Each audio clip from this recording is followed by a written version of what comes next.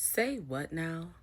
Break the law. It's that simple. But it's Don't not be that simple. Oh, There's really? yeah, I think it's very absolutely. simple. I'm sure you do in your Don't position in break the life. law. But let me just tell you something, that there are So a it's lot of okay to people break in this. the law? If I can No. finish my point and you can use these. I don't know how you're gonna get there. Yeah, well, if you listen, you might find out. I'm It is dying to not hear as it. simple. It is not as simple as if you don't want to go to jail, don't break the law. There are millions of black people in this country who have been ensnared by a very punishing criminal justice system where they have been wrongfully convicted or unfairly sentenced in this All country. of them? Every one of them? No, obviously not every one of them, but the same way that you can support a president who is convicted of crimes himself, there have certainly been people who have been sentenced to crimes that they did not commit or they were unfairly sentenced. That is why we have the First Step Act. Over 1.1 million black men remain in jail today. So this president is not, he's not vested in some So level you're of defined okay. equity. You're- Don't tell me what I'm okay with, because I think I hear what I'm saying. Let me ask you. But why don't Tiffany, you let me listen ask and you a learn and try to question. understand and have some empathy Let for me- the criminal justice system that have ensnared a lot of people. Let me unfairly. ask you a question. I'm fine with pardons. I kind of agree with you, Michael. Like if he's 75 years old, yes, because it's impossible. When you think about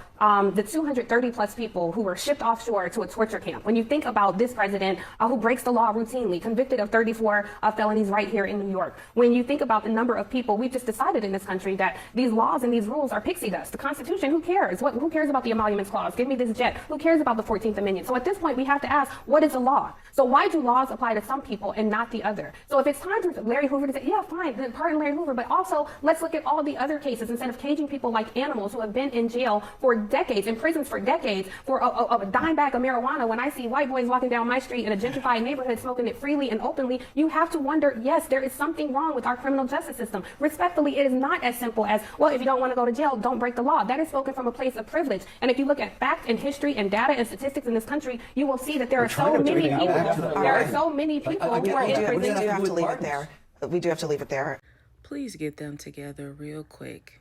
A lot of these white men especially desire to participate in willful ignorance. The reality is that a lot of black men especially are in prison for crimes they didn't commit or have been sentenced at a higher amount than a white man with the same exact crimes. And so our biggest reality is that our justice system has not upheld justice a lot of the times. And when we have individuals like Felon 47, the January Sixers and things of that nature, where someone can come in and pardon them and get them out after committing crimes, being found guilty, pleading guilt, as well as having other crimes that they've committed as well as relates to the January Sixers.